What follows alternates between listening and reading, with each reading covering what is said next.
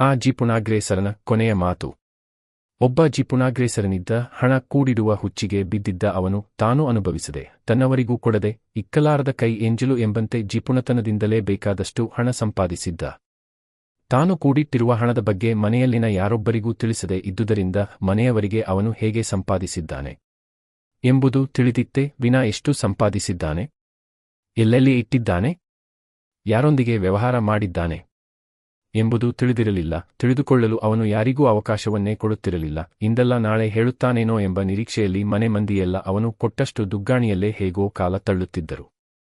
ಅಂತಹ ಜಿಪುಣನಿಗೂ ಒಂದು ದಿನ ಸಾಯುವ ಗಳಿಗೆ ಸಮೀಪಿಸಿತು. ಹೆಂಡತಿ ಮಕ್ಕಳನ್ನು ತನ್ನ ಬಳಿಗೆ ಕರೆದ.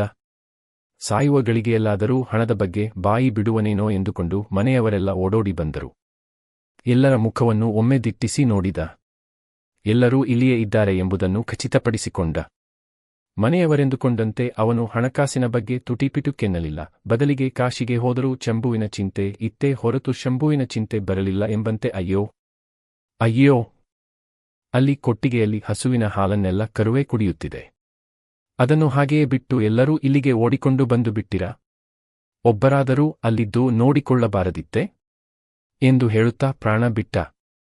ಅಯ್ಯೋ, ಸಾಯುವಾಗಲೂ ಇಂಥ ಯೋಚನೆಯಲ್ಲೇ ಸತ್ತನಲ್ಲ, ಎಲ್ಲ ನಮ್ಮ ಕರ್ಮ ಎನ್ನುತ್ತಾ ಹಣೆ ಹಣೆ ಚಚ್ಚಿಕೊಂಡರು ಮನೆಯವರು. ಜಿಪುಣ ಸತ್ತ ಸುದ್ದಿ ತಿಳಿದ ಅಕ್ಕಪಕ್ಕದ ಮನೆಯವರು ಅಲ್ಲಿ ನೆರೆದರು. ಗುಂಪಿನಲ್ಲಿದ್ದ ಒಬ್ಬಾತ, ಬದುಕಲಿಕ್ಕೆ ಹಣ ಬೇಕು ನಿಜ, ಆದರೆ ಹಣವೇ ಬದುಕಾಗಬಾರದು, ಅದೇ ಸರ್ವಸ್ವವಾಗಬಾರದು. ಏಕೆಂದರೆ ಹಣಕ್ಕೆ ಪ್ರಿಯರಾಗಿ ಯಾರೂ ಬಹಳ ಕಾಲ ಇರುವುದು ಸಾಧ್ಯವಿಲ್ಲ. ಅದು ಯಾವತ್ತೂ ಮನುಷ್ಯನನ್ನು ಸಂತೋಷವಾಗಿಟ್ಟಿಲ್ಲ. ಸಂತೋಷದ ಯಾವ ಅಂಶವೂ ಅದರಲ್ಲಿಲ್ಲ. ಸಂತೋಷವಾಗಿಡುವುದಕ್ಕಿಂತ ಮತ್ತಷ್ಟು ಆಸೆಯನ್ನು ಹೆಚ್ಚಿಸುವ ಆಲೋಚನೆಗೆ ಹಚ್ಚುತ್ತದೆ. ತಾನು ತಿನ್ನದೆ ಪರರಿಗೂ ತಿನ್ನಲು ಬಿಡದೆ ಕೂಡಿಸಿಟ್ಟ ಹಣ ಇದ್ದರೆಷ್ಟು ಹೋದರೆಷ್ಟು, ಅದು ಇನ್ಯಾರದೋ ಪಾಲಾಗುತ್ತದೆ ಎಂಬ ಅನುಭವಿಗಳ ಮಾತಿಗೆ ಇವನೇ ಸಾಕ್ಷಿಯೇ ಎಂದು ಹೇಳಿದ. ಅಲ್ಲಿ ನೆರೆದಿದ್ದ ಇತರರು ಅವನ ಮಾತನ್ನು ಅನುಮೋದಿಸುತ್ತಾ ಸತ್ಯವಾದ ಮಾತನ್ನೇ ಹೇಳಿದೆ ಎಂದರು. ಜಿಪುಣತನದಿಂದ ಧನ ಸಂಗ್ರಹಣೆ ಮಾಡುವುದು ಉಪ್ಪು ನೀರಿನಂತೆ. ಅದನ್ನು ತುಸುವೆ ನಾಲಿಗೆಯ ಮೇಲಿರಿಸಿಕೊಂಡರೆ ರುಚಿ. ಹೆಚ್ಚಾಗಿ ಕುಡಿದಷ್ಟು ಬಾಯಾರಿಕೆ ಹೆಚ್ಚುತ್ತಲೇ ಇರುತ್ತದೆ. ಸಂಗ್ರಹಿಸಿದಷ್ಟು ಇನ್ನೂ ಸಂಗ್ರಹಿಸಬೇಕೆನಿಸುತ್ತದೆ. ಸಂಗ್ರಹಿಸುವುದೇ ಜೀವನವಾಗಬಾರದು. ಸಂಗ್ರಹಿಸಿದ್ದನ್ನು ನೀಡುವ ಉದಾರ ಮನಸ್ಪೂ ಇರಬೇಕು. ಸರ್ವಾನಂದರ ಗರ್ವಭಂಗ. ಸರ್ವಾನಂದ ಎಂಬ ಹೆಸರಿನ ವಿದ್ವಾಂಸರೊಬ್ಬರಿರುತ್ತಾರೆ. ಸಕಲ ಶಾಸ್ತ್ರ ಪಾರಂಗತನಾಗಿದ್ದೇನೆಂಬ ಹಮ್ಮು ಅವರಿಗೆ. ಒಮ್ಮೆ ಅವರು ಸಂತ ಕಬೀರರನ್ನು ವಾದ ಮಾಡಿ ಸೋಲಿಸಬೇಕೆಂದು ಬಯಸುತ್ತಾರೆ. ಕಬೀರರ ಮನೆಯ ಮುಂದೆ ಬಂದು ನಿಲ್ಲುತ್ತಾರೆ. ಕಬೀರರ ಸಾಕು ಮಗಳು ಇವರನ್ನು ಕಂಡು ಒಳಗೆ ಕರೆದು ಕುಳ್ಳಿರಿಸುತ್ತಾಳೆ. ಕುಡಿಯಲು ಒಂದು ಲೋಟ ನೀರು ಕೊಡುತ್ತಾಳೆ. ನೀವ್ಯಾರು?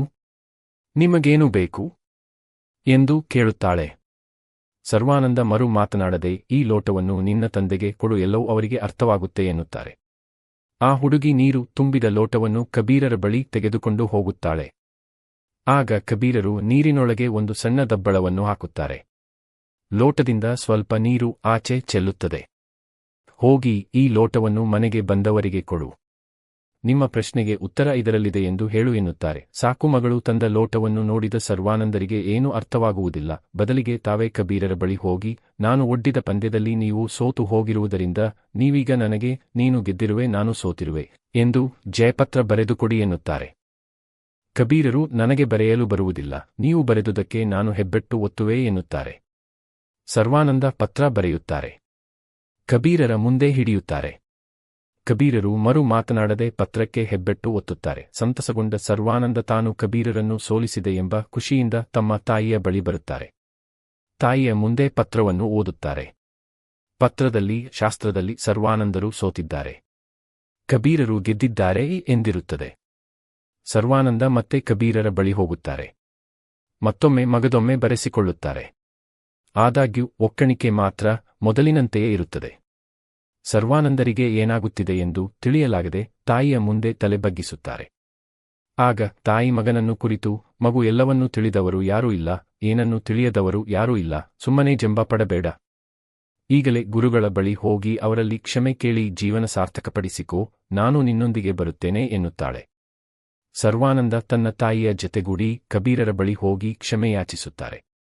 ಸರ್ವಾನಂದರ ತಾಯಿಯು ಕಬೀರರಿಗೆ ತಲೆಬಾಗಿ ತನ್ನ ಮಗನನ್ನು ಕ್ಷಮಿಸಬೇಕೆಂದು ಕೋರುತ್ತಾಳೆ. ಆಗ ಸಂತ ಕಬೀರರು ಸರ್ವಾನಂದರಿಗೆ, ಮೊದಲು ನಿಮ್ಮನ್ನು ನೀವು ತಿಳಿದುಕೊಳ್ಳಲು ಪ್ರಯತ್ನಿಸಿ. ನಿಮ್ಮನ್ನು ನೀವು ತಿಳಿದುಕೊಳ್ಳದ ಹೊರತು ಜ್ಞಾನ ಪರಿಪೂರ್ಣವಾಗುವುದಿಲ್ಲ. ವೇದ ಪುರಾಣಗಳನ್ನು, ಶಾಸ್ತ್ರಗ್ರಂಥಗಳನ್ನು ಮತ್ತಷ್ಟು ಅಧ್ಯಯನ ಮಾಡಿ, ಸರಿಯಾಗಿ ಅರ್ಥಮಾಡಿಕೊಳ್ಳಿ. ಅರ್ಥಮಾಡಿಕೊಂಡಿರುವುದನ್ನು ಆಚರಣೆಗೆ ತನ್ನಿ. ನಂತರ ನಿಮ್ಮ ಉದ್ಧಾರ ಮಾಡಿಕೊಳ್ಳಿ ಎಂದು ಉಪದೇಶ ನೀಡಿ ಹರಸುತ್ತಾರೆ. ತುಂಬಿದ ಕೊಡ ಸದ್ದು ಮಾಡುವುದಿಲ್ಲ. ಅರ್ಧ ತುಂಬಿದ ಕೊಡ ತನ್ನ ಇರುವಿಕೆಯನ್ನು ಸಾರಿ ಸಾರಿ ಹೇಳುತ್ತದೆ.